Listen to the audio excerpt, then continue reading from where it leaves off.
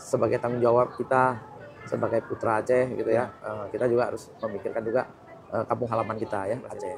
Nah, wujud dari rasa syukur kita, ya, syukur itu kan harus kita aplikasikan, harus kita wujudkan. Tidak hanya cukup dengan kata-kata, ya tentunya perhatian kita ke kampung halaman. Ya. Keberhasilan kita ini juga tentunya doa orang tua kita juga, ya doa saudara-saudara kita juga, yang di kampung halaman kita juga.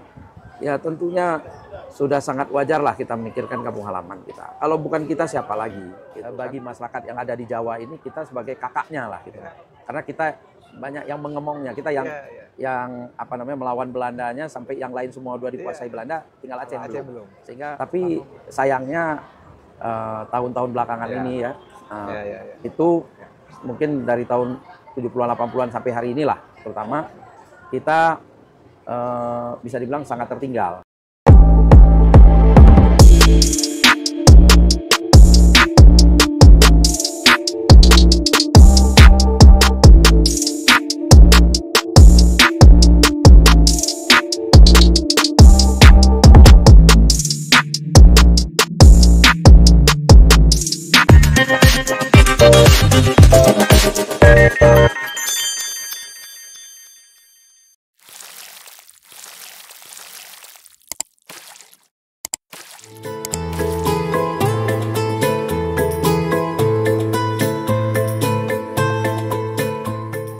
Jadi ini kan berawal dari permintaan teman-teman ya, terutama cabang-cabang, terus organisasi kabupaten kota yang ada di Aceh ya. Mereka meminta saya sebagai ketua Taman Iskandar Muda. Ini paguyuban yang sudah sangat lama, sejak 1950. Jadi artinya sudah 74 tahun lah. 74 tahun. Hampir seusia Republik kita juga gitu kan. Jadi sudah sangat lama berdiri. Dan sekarang sudah 53 cabang sampai ke Papua. Jadi ada di NTB, Nusa Tenggara Barat ya, Kalimantan, kemudian juga sekarang di Sorong, Papua. Itu ini permintaannya ya supaya tentunya kita lebih guyup lagi ya, namanya paguyuban masyarakat Aceh yang ada di perantauan, supaya lebih solid lagi. Kemudian tentu juga kita juga bagaimana perlu juga memikirkan Aceh juga gitu ya. Jadi tidak hanya memikirkan masyarakat Aceh yang ada di perantauan, tapi kita tentu juga sebagai tanggung jawab kita sebagai putra Aceh gitu ya. Kita juga harus memikirkan juga kampung halaman kita ya, Aceh.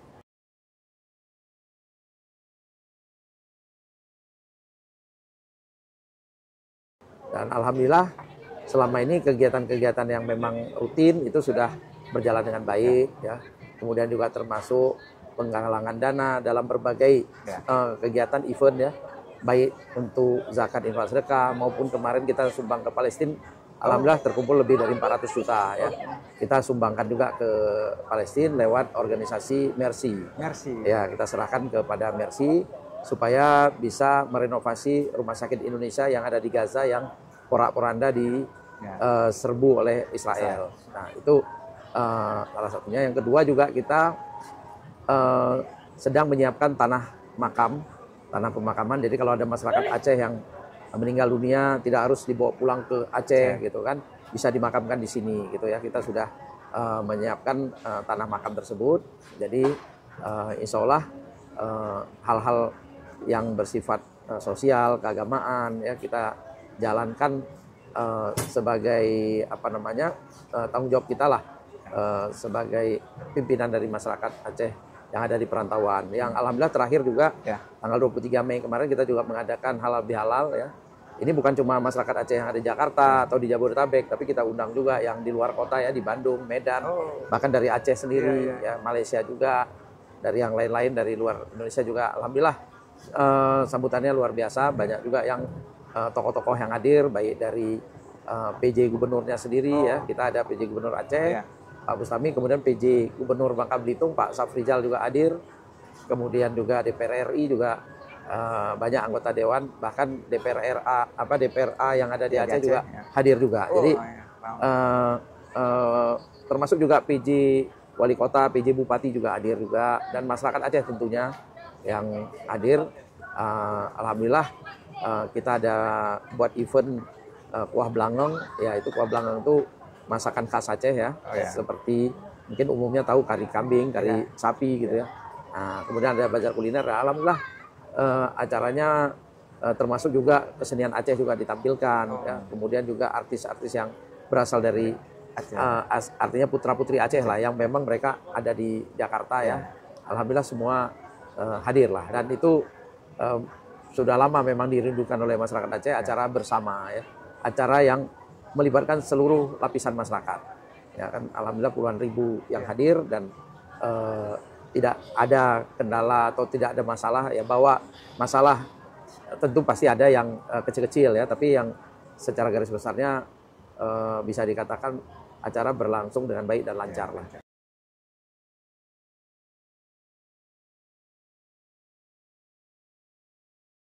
Jadi kita targetkan ini 3 lokasi ya. 3 lokasi. Satu sebelah barat, yang kedua sebelah timur, satu lagi sebelah selatan ya. Karena kalau sebelah utara kan Kepulauan Seribu, jadi kita arahnya ke selatan. Nah, yang sekarang yang sudah kita siapkan alhamdulillah sudah ada di lokasi bagian barat. Bagian barat tuh di daerah Cikesal, kurang lebih tidak sampai 1 kilometer dari pintu tol Cikesal itu ya. Di itu pintu tol yang ada tol baru sekarang yang menghubungkan tol Jakarta Merak ke Rangkas Bitung ya. Nah, jadi itu kurang lebih 500 meter sampai 1 kilo lah jaraknya, jadi tidak jauh dari pintu tol. Karena kita ingin nanti masyarakat Aceh, terutama yang daerah barat ya, dari mulai Tangerang, Jakarta Barat sampai Balaraja, Cilegon, nah itu bisa dimakamkan di sana. Jadi alhamdulillah itu sudah kita bebaskan, dan sekarang kita juga nanti berusaha mencari lahan lagi di sebelah timur dan di sebelah selatan. Nah, cabang-cabang sebenarnya sudah menyiapkan juga lahan-lahan, tapi masih skala kecil ya, terbatas. Nah, kalau cabang-cabang, tapi kita ingin sekarang apapun masyarakat Aceh yang ingin dimakamkan di pemakaman masyarakat Aceh, alhamdulillah sudah ada, sehingga tidak perlu khawatir lagi masyarakat Aceh yang ada di Aceh, wah ada saudaranya meninggal harus bawa pulang ke Aceh. Nah, kan karena itu kan memakan waktu, memakan biaya, ya energi dan segala macam. Nah, kalau udah ada pemakaman Aceh ini kan artinya mereka dari Aceh kalau misalnya ada menziarahi saudaranya yang dimakamkan lebih mudah karena sudah ada lahan makam di dekat Aceh tadi gitu.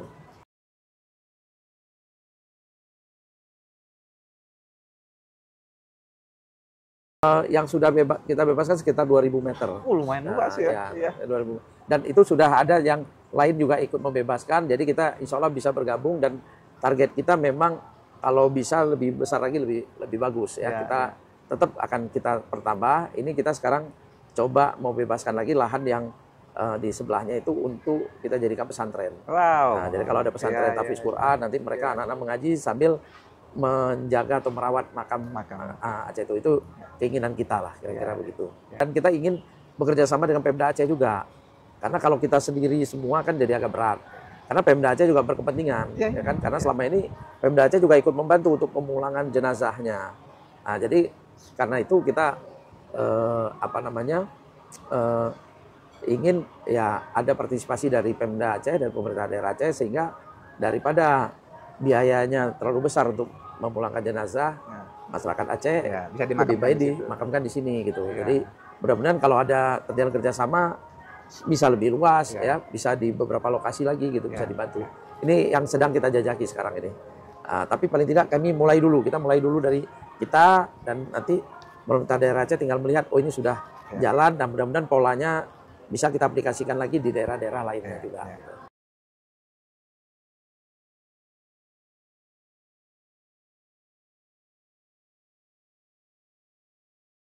Jadi gini, ini kan kampung halaman kita ini kan istilahnya tanah yang diwariskan oleh indatu kita. Indatu itu kalau bahasa kita nenek moyang kita lah, ya kakek-kakek kita lah gitu, orang tua kita.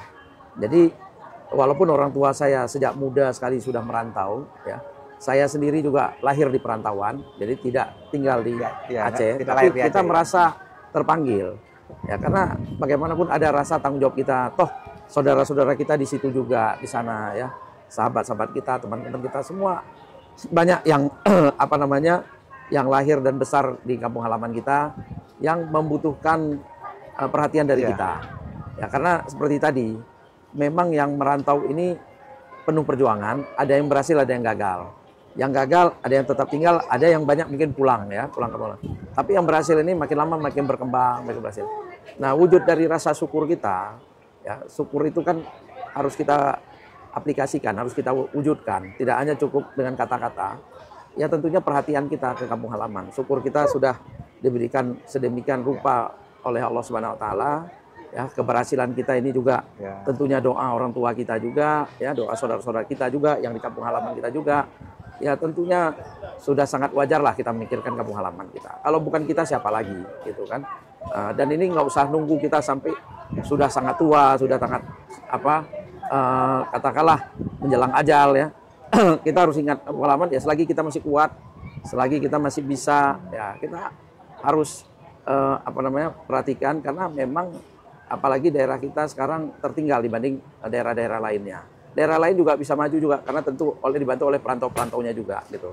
Nah, kalau daerah lain bisa berhasil, kenapa tidak kita? Dan daerah kita juga cukup banyak yang merantau. Ya, jadi harapan kita ya tentunya ya karena ini wujud rasa syukur kita kepada Allah, kita ingin membantu kampung halaman, ya mudah-mudahan kerjasama dengan saudara-saudara kita, sahabat-sahabat kita semua yang ada di daerah, dengan pemerintah daerah bisa terjadi dengan baik dengan saudara-saudara yang ada di perantauan.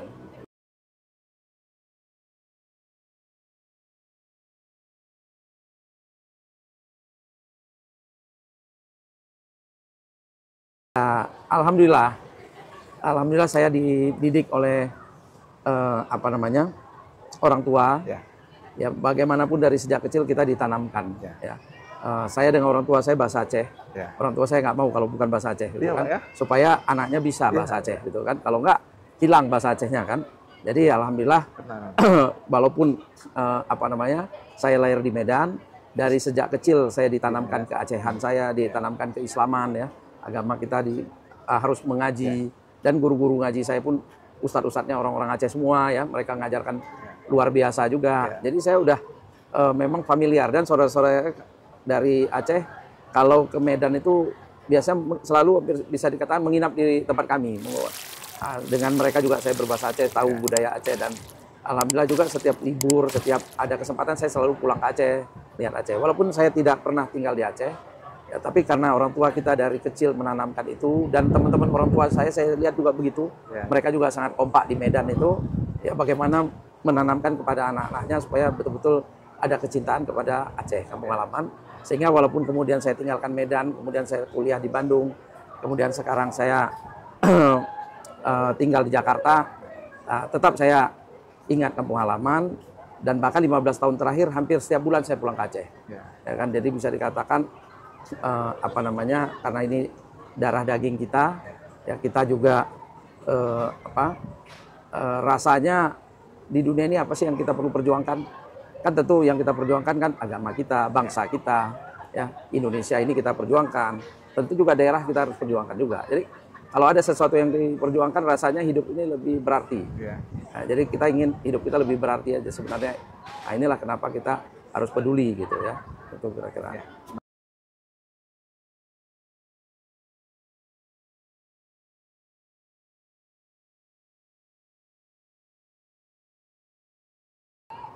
Jadi sebelum saya tamat sekarang muda, jadi KUPI ini, keluarga Rumpidi ini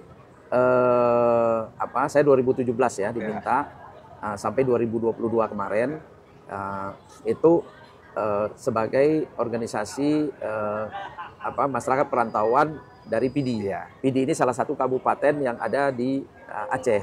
Aceh kan ada 23 kabupaten. Nah, PD ini salah satunya, dan kebetulan memang paling banyak orang-orang PD itu yang merantau. Jadi kabupaten yang banyak merantau itu salah satunya memang Kabupaten PD lah yang merantau. Dan karena itu para perantau PD itu ada organisasinya keluarga Urung PD. Sama juga dengan yang lain-lain, ada Tamiang, ada Aceh Besar, ada yang lain-lain, semua membuat komunitas masing-masing paguyuban, tapi semuanya di bawah payung Taman Iskandar Muda. Jadi Taman Iskandar Muda ini provinsinya lah.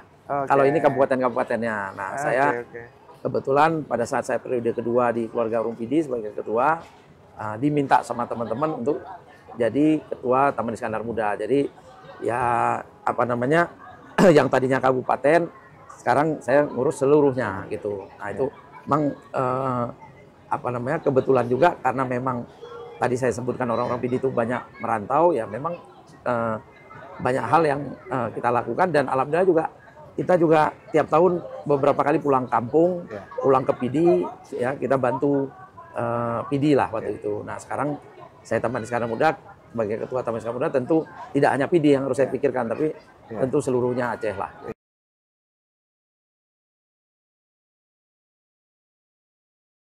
Alhamdulillah kalau saya kan itu tadi wujud rasa syukur kita itu kan tidak hanya kita nikmati apa yang kita dapat untuk diri kita sendiri, untuk keluarga, tidak hanya itu. Kita harus aplikasikan, harus kita wujudkan juga untuk masyarakat. Ya tentunya dengan organisasi-organisasi yang berbasis kemasyarakatan. Itu yang apa namanya, kata kuncinya sebenarnya, karena kita ingin bagaimanapun apa yang sudah kita raih selama ini, ya kan bukan karena kerja kita keras sendiri, tapi berkat juga doa orang tua kita, doa saudara kita, teman kita, dan bantuan juga para sahabat kita. Nah disinilah kita apa ya istilahnya berorganisasi ini, ya menyatukan kembali lah semua teman-teman. Ya, kayak seperti tadi pagi kita di SCBD di SCBD kebetulan ada Car Free Day hari ini kan. Nah, jam 7 pagi tadi kita ada yang lari, ada yang jalan, kemudian kita sarapan pagi bersama di sana ya sampai jam 10, jam 11 ya. Ya kapan lagi kita berkumpul sama saudara-saudara kita yang dari berbagai daerah, bahkan kadang-kadang baru saling kenal pada saat itu gitu. Nah saya suka gitu menyatukan yang terserak lah istilahnya ya, yang dimana apa dengan berbagai latar belakangnya orang-orang itu ya, tadi ada yang hakim, ada yang jenderal, ada yang orang biasa, yang pedagang, pengusaha, dan macam-macam lah, yang lawyer juga ada tadi pagi. Jadi kita berkumpul itu dengan berbagai warna itu kan lain ya. Nah, saya kalau cuma alumni TB saja kan rasanya juga jenuh, bosan juga kalau kita itu. Tapi kalau kita berbagai latar belakang, berbagai apa profesi kan jauh lebih ini juga gitu kan. Nah, jadi ya itu juga mendidik kita juga supaya kita makin matang, makin punya wawasan gitu ya. Dan alhamdulillah makin banyak teman.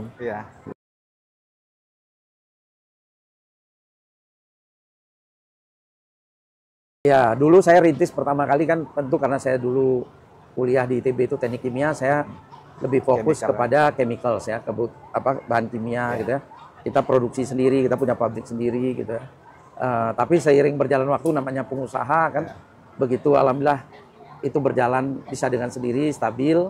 Kita buka perusahaan lagi yang lain yang berbasis konstruksi, mechanical, electrical, ya EPC kontraktor lah. Nah itu kita buka perusahaan lain lagi, kemudian itu juga bisa berjalan dengan baik sampai hari ini. Kemudian kita buka lagi yang konsultan, ya kita kebetulan ada konsultan lingkungan, IT gitu ya. Alhamdulillah kita bisa berjalan. Kemudian ya setelah berjalan dengan baik, kita juga memikirkan properti, perumahan, kita sudah mulai. Jadi memang banyaklah perusahaan-perusahaan yang kita dirikan itu ya karena yang sudah berjalan dengan baik itu biasanya kita serahkan nama yang profesional, yang sudah jalan, ya kita sekarang saya biasa berpikir yang baru lagi gitu. Apalagi yang kita buat terakhir ini sekarang kita lagi kelola resort ya di Belitung gitu. Jadi ya banyaklah yang perusahaan-perusahaan itu ya kita jalankan itu karena sambil jalan kebetulan kita ketemu relasi, ketemu teman, ayo kita bikin perusahaan. Ya biasa hal-hal yang begitu biasanya gitu. Sehingga akhirnya banyak perusahaan, tapi alhamdulillah karena perusahaan ini bisa berjalan masing-masing, saya mungkin sekarang untuk usaha saya tinggal 25% lagi lah. Saya pikirkan 75% itu udah banyak ke sosial. Jadi lebih banyak ke organisasi malah. Gitu. Karena usaha itu udah bisa berjalan lah ya.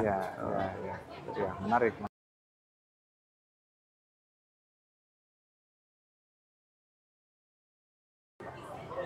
Itu memang tantangan tersendiri ya. Kalau menurut saya yang pertama harus bikin sistemnya dulu. Sistemnya harus benar dulu. Jadi perusahaan itu kita buat sistem supaya tidak perlu harus ada kehadiran saya di situ. Nah, dia harus bagaimana bisa berjalan dengan baik tanpa kita harus tiap hari. Kalau saya tongkrongin tiap hari, saya nggak mungkin bikin perusahaan banyak. Satu aja udah capek kita kan. Ya itu aja. Tapi karena kita bikin sistemnya, manajemennya, kemudian bisa dijalankan tanpa ada kehadiran saya, sehingga perusahaan itu bisa berjalan. Saya ada kantor, perusahaan saya, kantornya itu saya nggak ada meja, nggak ada kursi di situ. Kalian Artinya, pemilik Pak ya? ya saya sebagai owner, tapi Iya. saya nggak punya meja di situ, Iya. nggak punya kursi sampai hari ini. Gitu. Karena saya memang tidak harus datang. Kalau saya datang cuma di ruang meeting aja paling, kan karena perlu untuk meeting saja. Apalagi sekarang sudah ada Zoom meeting, ada online lah ya, meeting online segala macam. Jadi lebih mudah lagi. Apalagi ada WhatsApp grup. Tiap perusahaan kita punya WhatsApp grup semua.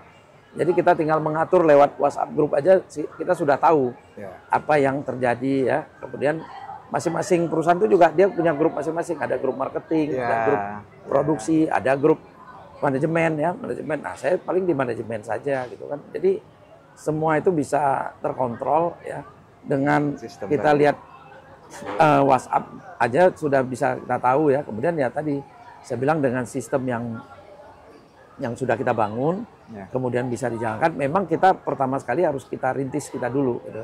Tapi begitu itu sudah berjalan, ya alhamdulillah itu bisa kita apa ya, istilahnya kita tidak perlu banyak habis waktu lagi di sana.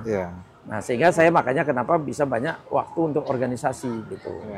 Ya, jadi memang kadang-kadang ada klien saya yang tertentu ya, terutama klien asing itu yang terutama perusahaan konsultan saya minta pendapat saya gitu ya, minta advice saya lah gitu. Tapi itu sangat jarang gitu. Jadi ya alhamdulillah perusahaan-perusahaan ini bisa berjalan dengan baik, tanpa saya pun ini bisa berjalan, dan saya lebih banyak bisa memikirkan untuk masyarakat.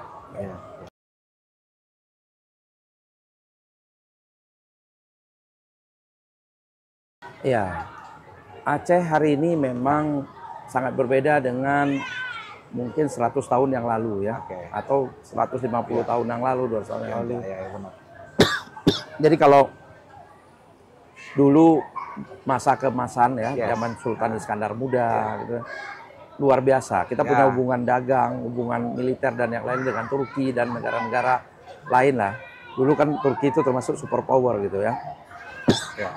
Nah, kemudian terjadi perang Aceh, konflik dengan Belanda, ya sekian lama. Tapi walaupun konflik bisa dikatakan lebih dari 50 tahun yang lalu, ya, tapi masyarakat Aceh itu bisa dikatakan masih berpunya, masih banyak katakanlah hartanya gitu ya.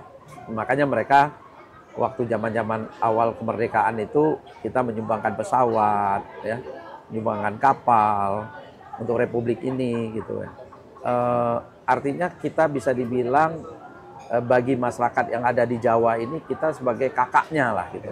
Karena kita banyak yang mengemongnya, kita yang melawan Belandanya sampai yang lain semua udah dikuasai Belanda, tinggal Aceh yang belum. Sehingga Soekarno mengatakan daerah ini daerah modal Aceh ini. Memang modal diplomasi, bukan kekayaan. Kemudian setelah itu ada Arun ya, tahun 70-an, kita masih banyak dibilang kekayaan alam.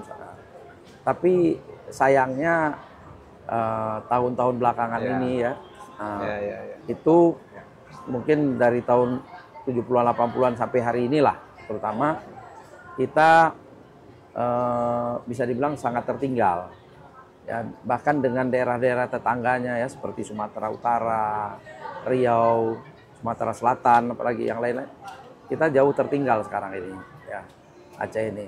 Kalau kita lihat dari kemiskinan, kita yang paling bisa dibilang daerah yang paling miskin di Sumatera.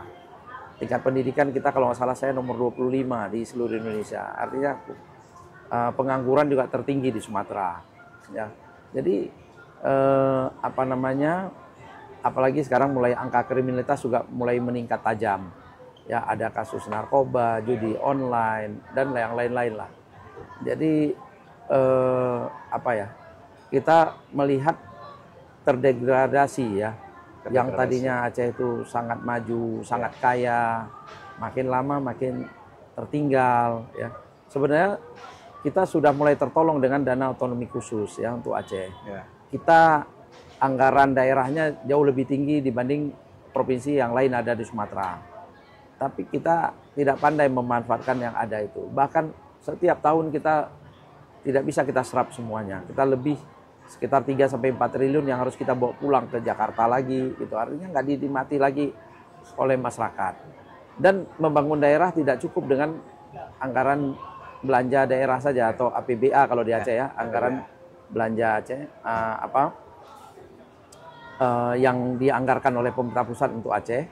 Ya, tapi tentu harus kita bawa pulang juga APBN, anggaran belanja nasional ya. Karena APBN ini kan tentunya letaknya juga ke daerah-daerah. Ya kan dana-dana yang ada di APBN kan tinggal ada berapa provinsi di seluruh Indonesia, tinggal berbagi. Nah, ini harus jemput bola. Ya, pemerintah daerah Aceh itu harus jemput bola bagaimana supaya APBN yang ada di pusat ini bisa dibawa ke Aceh. Kita juga harus bagaimana caranya investasi masuk ke Aceh. Baik dari swasta nasional yang ada di Aceh, BUMN, maupun swasta asing, perusahaan-perusahaan asing. Nah, ini harus, kalau tidak ada investasi di Aceh, uang yang ada di Aceh yang itu cuma ada APBA saja, sangat kurang, sangat minim, tidak memadai. Nah, jadi harus ada. Nah, tinggal tantangannya bagaimana supaya mereka mau masuk. Tentu kita harus punya mindset seperti mereka. Kalau kita tidak punya mindset seperti mereka, artinya kebutuhan mereka kita harus tahu apa, keinginan mereka harus seperti apa. Kalau kita tidak paham apa yang mereka maui, apa yang mereka inginkan, ya tentu kita nggak bisa istilahnya matching lah, ketemu dengan mereka. Akhirnya mereka pikir ya Aceh ini tidak cocok, tidak kondusif, tidak layak, sehingga mereka memikirkan daerah yang lain gitu. Dan ini juga harus kita jemput bola juga, kita tidak bisa menunggu saja, kita yang harus jemput bola. Harus dihidupkan lagi juga perusahaan-perusahaan daerah ya. Jadi APBA yang ada itu juga harus dimanfaatkan juga untuk penyertaan modal perusahaan-perusahaan daerah. Perusahaan daerah ini ya memang harus disiapkan untuk menggerakkan ekonomi masyarakat. Jadi perusahaan-perusahaan daerah itu juga harus berbasiskan apa yang ada potensi di Aceh maupun potensi yang di masyarakat Aceh. Sehingga dia matching, dia ketemulah antara ada potensi daerah tersebut, potensi masyarakat ya dengan bagaimana supaya ekonomi itu bisa tergerak gitu ya, digerakkan. Nah, ini tugas yang paling bisa jadi lokomotifnya perusahaan daerah dulu, perusahaan BUMD, Badan Usaha Milik Daerah, atau kita bilang Badan Usaha Milik Aceh. Nah, itu harus ada dulu sebagai contoh supaya swasta yang lain juga ikut jadinya. Kalau diharapkan swasta langsung masuk, mereka berpikir berkali-kali kan, wah ini bisa jalan nggak proyek ini? Tapi kalau udah perusahaan daerah yang menjalankan, sudah jalan, baru diajak mereka, saya kira itu lebih mudah. Mereka langsung udah lihat, ini udah jadi kok, udah tinggal masuk, kita mau nambah modal aja, kita mau memperbesar aja perusahaan itu. Nah, saya pikir harus ke sana kita strateginya ke sana.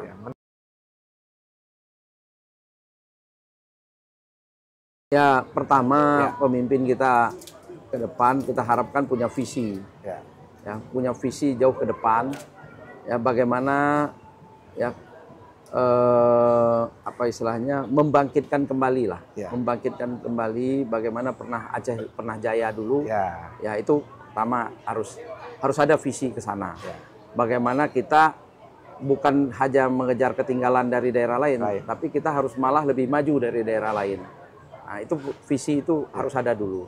Nah, dari visi itu nanti barulah kita siapkan grand design-nya dulu, ya programnya dulu, apa yang yang harus kita tempuh. Nah, kita harus bikin roadmap-nya. Roadmap-nya harus kita siapkan, ya tahap demi tahap apa yang harus kita lakukan untuk mencapai visi tersebut. Karena itu nggak mungkin visi itu dalam satu malam. Hari ini kita bicara, besok terwujud. Tentu perlu waktu. Mungkin ada yang visi 25 tahun, ada yang 5 tahun, ada yang 1 tahun. Ke depan dalam 1 tahun ini apa yang harus kita lakukan. Nah, ini masing-masing program-program ini ya harus diarahkan sejalan dengan visi besar tadi. Visi besar tadi itu bagaimana mengembalikan kejayaan Aceh, bagaimana membangkitkan kembali perekonomian di Aceh, membangkitkan kembali bahwa Aceh ini pernah jadi pusat peradaban Nusantara. Ya, bagaimana orang-orang dulu belajar di Aceh. Ya, sekarang kita yang belajar di luar gitu ya, orang Aceh yang belajar keluar. Nah, ini harus bisa kembali lagi seperti itu. Nah, ini kan harus disiapkan semua. Hal-hal ini harus disiapkan supaya apa yang kita gagas, yang kita visikan itu bisa tercapai. Paling tidak sekurang-kurangnya kalau nggak bisa 100%, 90% gitu kan, 80%. Tapi arahnya sudah jelas. Jangan kita zigzag. Hari ini kita bisa ke utara, besok ke selatan, habis itu ke barat, ke timur. Habis itu kita nggak kemana-mana, di situ-situ aja. Apalagi kita suka bertengkar sendiri gitu. Nah, jadi itu menghabiskan energi. Kita coba, ayo kita rapatkan ini toh untuk kemajuan kita, untuk anak cucu kita, bukan untuk kita, tapi untuk generasi setelah kita. Nah, ini apa yang harus kita siapkan untuk generasi setelah kita? Kalau untuk kita hari ini kita cari makan selesai, besok udah ini kita cari rezeki udah cukup kalau untuk kita. Tapi kalau kita punya visi, ya, insya Allah Aceh ini bisa kembali lagi seperti dulu. Ya, tapi ini kita harus sepakat. Ya, kita ajak semua, kita bersatu. Mari, ini kita mau mementingkan diri sendiri atau mementingkan anak cucu kita, ya kan? Apa yang mau kita wariskan ke anak cucu kita? Nah, itu saya pikir harus ada itunya. Yang berikutnya ya tentunya juga harus ada pengorbanan. Ya, kita kalau ada visi, ada keinginan, tapi nggak mau berkorban, ya susah juga, ya kan? Nah, kita harus mau berkorban. Jadi jangan kita karena kita jadi pejabat, kita manfaatkan fasilitas semua segala macam, masyarakat kita masih ada yang miskin, masyarakat kita masih banyak yang buta huruf, ya, yang lain-lain. Kemudian kita sebagai anggota dewan, sebagai anggota legislatif juga memanfaatkan banyak fasilitas yang lain-lainnya. Ya, begitu bicara program, wah ini program ini ada kepentingan pribadi, ada kepentingan yang ini enggak, yang istilahnya masuk di situ. Kalau nggak ada, wah kayaknya nggak tertarik gitu ya. Nggak bisa begitu. Ini programnya harus masyarakat dulu diutamakan. Jangan kita dulu. Nah, jadi harus ada rasa pengorbanan. Kita dahulukan dulu kepentingan masyarakat banyak dibanding kepentingan kita. Dan kita korbankan semua. Yang ada kita kan selama ini kan kita sudah alhamdulillah sudah ada rezeki dan banyaklah nikmat yang diberikan Allah Subhanahu wa taala ya. Tapi kalau kita nggak mau berkorban, kita malah memanfaatkan itu untuk kepentingan kita segala macam ya kan rasanya ini uang ini kan uang rakyat, ini uang masyarakat, milik negara, milik rakyat sebenarnya. Ya kan. Nah, kalau itu kita pikir itu jadi untuk kita, ya kan. Ya ini yang keliru. Tapi kalau kita berpikir ya sudah, ini harus kembali kepada masyarakat, sebanyak-banyaknya untuk masyarakat, bukan untuk diri kita, bukan untuk pribadi kita. Nah, kalau itu ada rasa itu, saya masih optimis Aceh akan maju kembali seperti yang lalu. Jadi ketiga ya keberpihakan. Yang saya bilang tadi, udah ada pengorbanan, ya pengorbanan itu karena apa? Karena ada keberpihakan. Kita harus berpihak kepada masyarakat. Ya kan, kita harus dahulukan dulu masyarakat dibanding kita gitu. Jadi kalau nggak ada keberpihakan, ya itu nanti nggak ada keadilan. Kalau nggak ada keadilan, pasti ada ketidakpuasan. Begitu ketidakpuasan, akhirnya ada konflik, ya kan? Akhirnya kita habis energi memadamkan konflik itu. Nah, ini yang harus kita wujudkan kembali di Aceh. Jangan ada gap, ada jurang pemisah. Bagaimana kita sekarang rangkul semua pihak. Ayo, mari bersama-sama kita bangun kembali Aceh ini.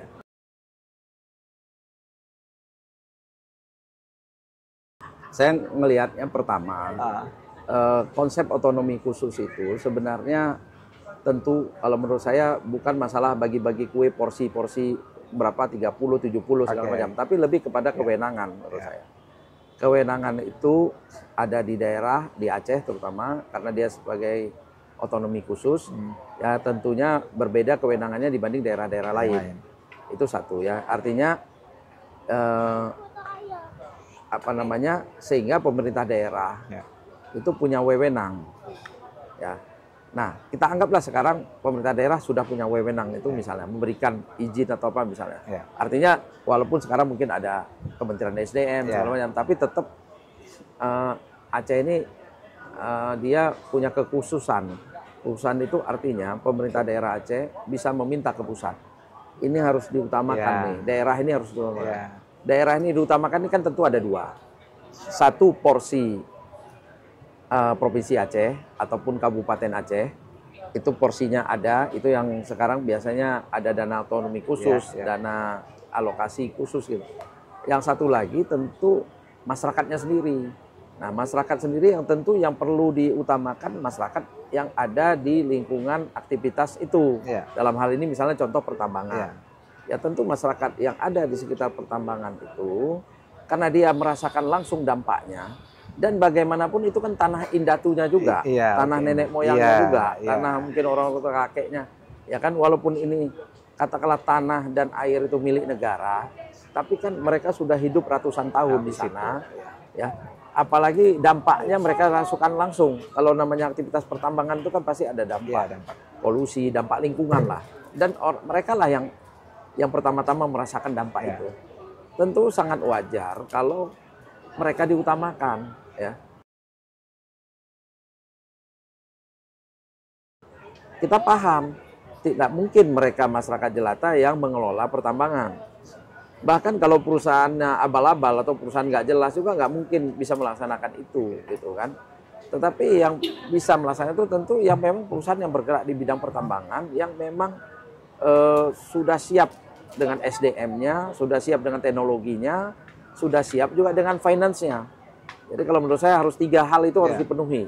Kalau mau masuk ke Aceh, untuk menambang di Aceh, dia harus siap dengan sumber daya manusianya, keahliannya, expertnya, ya. Yang kedua, dia harus siap dengan teknologinya. Apa yang dia bawa teknologinya tidak merusak lingkungan, ya, tidak membuat jadi beban lingkungan, ya, yang tidak berdampak kepada masyarakat, ya, secara luas. Yang ketiga, finance, keuangannya juga harus kuat. Kalau dua ini ada, uang nggak ada juga percuma. Dia nanti minjem sana sini atau jadi calo, jadi calo ke sana kemari kan, cari siapa yang investornya gitu. Nah, 3 ini harus masuk ke Aceh yang baru kita. Nah, di mana letak masyarakatnya? Kalau menurut saya, masyarakat itu ada haknya. Kalau selama ini kan dikasih CSR ya, yang biasanya untuk masyarakat sekitarnya, ya. Tapi menurut saya CSR itu kan ini ibaratnya hasil dari keuntungan. Keuntungan ada berapa? 2,5%, sisihkanlah untuk CSR dalam bentuk seperti itu. Kalau saya katakan kurang fair, karena mereka yang tadinya tanah itu didiamin oleh mereka, atau itu daerah yang sehari-harinya mereka tempat bercocok tanam, berkebun dan yang lain-lainnya segala macam, akhirnya sekarang jadi tempat aktivitas pertambangan. Nah, itu mereka tentunya perlu diberikan kompensasi lebih dari sekadar CSR. Ya, kalaupun mereka tidak dilibatkan sebagai pemegang saham dalam perusahaan itu, paling tidak saya kira harus ada royalti. Nah, mereka, karena kalau pemegang saham bisa resiko juga, gitu. Nah, kalau menurut saya lebih aman, saran saya kepada pemerintah pusat, pemerintah daerah, kasih royalti. Kalau royalti, kalau dia tidak untung, tidak lihat untung ruginya, begitu produksi sekian ton, misalnya batu bara, contoh, setiap ton batu bara $1 misalnya, 1% misalnya untuk masyarakat sekitarnya. Ya sudah, mereka akan nikmati berapapun yang dikeruk batu bara itu, terlepas perusahaan itu untung atau rugi, itu bukan urusan masyarakat. Masyarakat menikmati royalti tadi itu. Ya, kita ini ya katakanlah yang bukan milenial lagi ini kan kolonial sebagai orang tua mereka atau era kolonial lah dibilang ya. Kita ini pertama kali kan harus memberikan teladan dulu, contoh dulu. Kalau kita sendiri tidak ingat kampung halaman, apalagi anak-anak kita. Kan, tapi kan kalau mereka lihat orang tuanya gitu ya, selalu ingat kampung halaman, nah itu kan sudah sesuatu bagi mereka gitu ya. Itu dulu harus ada contohnya dulu. Teladannya. Itu harus kita kasih contoh kepada anak-anak kita. Yang kedua, ya mereka juga kalau ada saudara-saudaranya dari kampung halaman ini tuh saya minta mereka peduli. Gitu. Ya kan, mereka datang kan, namanya kadang-kadang ke kampung halaman bermain misalnya ya, berwisata atau mencari kerja atau sekolah. Nah, itu tolong mereka juga ikut bantu mikirkannya gitu ya, supaya mereka ada kepedulian itulah dilatih. Nah, yang ketiga juga mereka harus aktif juga dengan komunitas-komunitas seperti Taman Sekarang Muda ini Aceh ya, perhatian bahwa ini ada organisasi yang memikirkan Aceh, bukan tidak hanya masyarakat yang ada di sini, terus kita buat kegiatan bersama seperti kemarin halal bihalal itu bukan cuma orang tua yang hadir, yang puluhan ribu orang itu juga sangat banyak anak muda yang hadir gitu. Nah mungkin mereka selama ini lihat anak muda konser ya, yang hadir itu kalau ada konser musik dari luar. Nah kemarin kita tampilkan kesenian Aceh yang budaya Aceh, yang jarang mereka lihat gitu ya. Nah kemudian juga ada yang istilahnya artis-artis yang penyanyi Aceh dari yang lain-lain, MC-nya juga yang cukup menghibur gitu. Nah itu mungkin salah satu yang pintu masuk kita lah. Kemudian juga nanti dengan hobi kita dekatkan mereka, hobinya kayak tadi ya, ada lari pagi atau bagaimana. Kemudian bisnis juga kita coba kumpulkan mereka dalam forum-forum bisnis. Nah, supaya mereka guyup dulu. Nah, dengan itu nanti kalau udah bersama-sama berkumpul, insya Allah nanti mereka, ayo kita sama-sama pikirkan kampung halaman. Ya, dan juga mungkin dalam hal seperti bisnis tadi, kita mulai buka bisnis di Aceh segala macam. Mungkin suatu saat mereka juga ingin ya coba ini kita bisnis di Aceh mungkin ada, karena bisnis itu biasa pendekatan dua. Satu bahan baku yang dekat ke bahan bakunya, artinya kalau bahan baku ada di Aceh banyak, itu bisa berbisnis sana, atau pasarnya. Kebetulan kebutuhan pasar bisa juga gitu. Ada pasar produksi di sini, mungkin pasarnya di sana. Nah, ini dua hal ini bisa dilakukan oleh anak-anak muda gitu ya kan. Dan saya kira suatu saat ya kalau kita berikan contoh itu konsisten terus-menerus, mudah-mudahan mereka ya mungkin nggak 100% anak muda yang bisa diajak mengingat kampung halaman, tapi paling tidak mudah-mudahan bisa lebih 50% lah. Itu saja sudah lumayan ya, mereka berkumpul gitu. Kita mudah-mudahan apalagi komunitas Aceh ini nggak hanya di Indonesia, ada di luar negeri juga gitu ya, masyarakat Aceh berkumpul. Jadi anak-anak muda ini bisa jadi seperti saya kemarin ke Turki ketemu dengan anak-anak Aceh di sana gitu kan. Jadi anak-anak saya pun interaksi dengan anak-anak Aceh yang belajar di Turki, dan mereka kan ujungnya cerita Aceh juga gitu. Mudah-mudahan itulah yang bisa kita lakukan, dan ya mudah-mudahan kalau Aceh juga makin maju ya makin baik daripada kondisi sekarang, membuat mereka juga tertarik untuk siapa tahu mereka mau pulang ke Aceh gitu, kira-kira gitu. Oke, terima kasih Pak Muslim. Ya, thank you. Udah.